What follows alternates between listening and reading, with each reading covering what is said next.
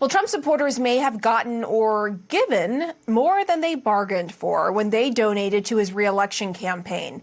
A New York Times investigation found that people who thought they were sending a single donation were charged over and over again by his campaign operation, and what the Times calls an intentional scheme to boost revenue. Recurring online donations were set up by default. Here is how that fine print disclaimer looked. Take a look at this. It was buried. That tiny line at the bottom of the first yellow box calls for a weekly recurring donation. Hundreds of thousands of people had money withdrawn without their knowledge, leading to a record amount of fraud claims against more than $64 million in refunds in the last months of 2020. The 63-year-old man willingly initially contributed $500 to the Trump campaign when the man who had his bank account repeatedly charged $500 several times in the weeks to come, to the tune of $3,000 in less than 30 days. God damn. Say what you want about Donald Trump, but this man is a legend. His last act as president was to rob his own supporters. They loved him so much they stormed the Capitol for him, and meanwhile, he was like, "You go on ahead, I'll watch your stuff. Leave your wallet here, Bobby. I got you." What's most surprising to me is that Trump's base didn't expect this from him. Because guys, if you know Donald Trump at all, you should know that he will scam anyone. That's why even when Melania is at home, she still takes her purse with her to the bathroom. "I'm going pee-pee now. Credit card comes with me, Donald." Now, you'd probably think that after getting scammed, his supporters would have second thoughts about him, but it turns out some of the victims still say that they are loyal to Donald Trump. I mean, how far does he have to go for these guys to stop believing in him? "Well, sure, I missed that check box that let Trump take my nose, but that's my fault. I would still shake the man's hand if I had a hand, because I missed that checkbox too."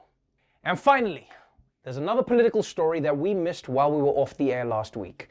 And you know, normally when we miss a political scandal, we just say, big deal, and we wait for the next one, because it's fine. Scandals about politicians come around more often than YouTuber apologies.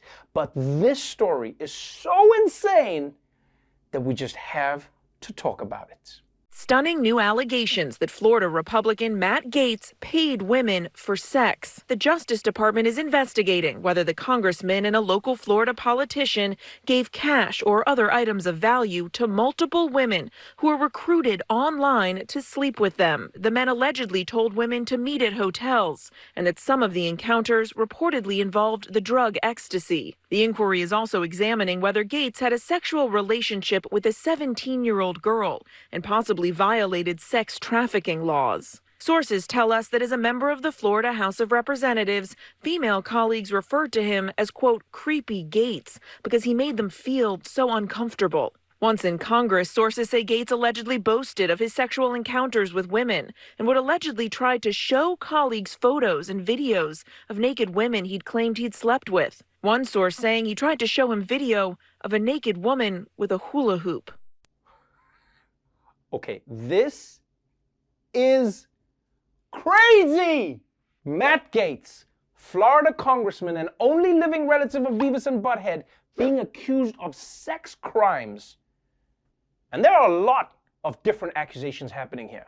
Now, do I think that Matt Gaetz looks like a guy who shows photos of naked women to people at work?